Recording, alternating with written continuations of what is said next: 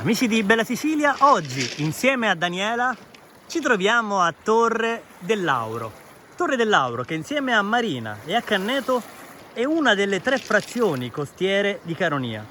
Delle 3 sicuramente la più scenografica e la più selvaggia dal punto di vista naturalistico, poiché al suo paesaggio si caratterizza a sud per la rigogliosa macchia mediterranea che naturalmente da qui non è possibile vedere e che via via diventa fitto bosco di sugheri, mentre a nord, dove siamo in questo momento, per le spiagge rocciose di origine vulcanica e il mare, come potete ben vedere, cristallino, che qui assume intense tonalità di blu.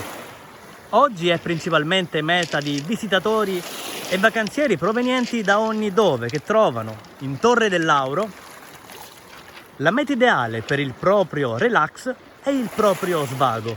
Guardate intanto le immagini della meravigliosa costa.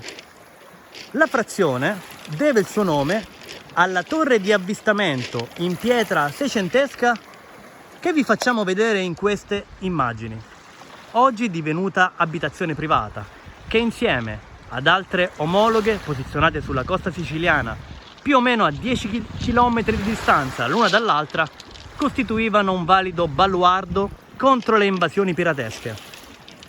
Il nome è anche dovuto alla pianta del lauro, l'alloro, dai molteplici usi e dai variegati impieghi, dalla medicina alla religione, che in questo territorio era presente ed abbondante sin dall'antichità. E vi regaliamo questo suono, il suono del mare di Sicilia, mentre con Daniela stiamo per goderci queste spettacolari immagini, questa meraviglia chiamata Sicilia, questa regione attenzionata da tutti i visitatori del mondo e che veramente può avere sempre più un ruolo predominante dal punto di vista turistico per tutti i vacanzieri mondiali.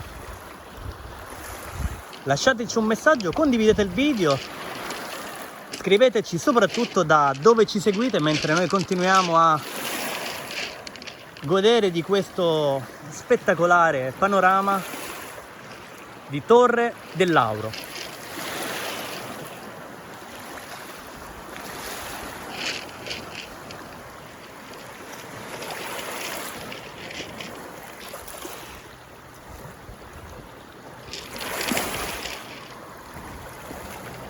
Ringraziamo lo storico Vittorio Alfieri che ci ha regalato questi aneddoti, che ci ha impreziosito di queste curiosità che vi ho appena detto, e vi abbiamo regalato questo video sperando di avervi regalato appunto 3 minuti di grande piacere. Un saluto da noi, un saluto da Daniela e continuate a seguirci.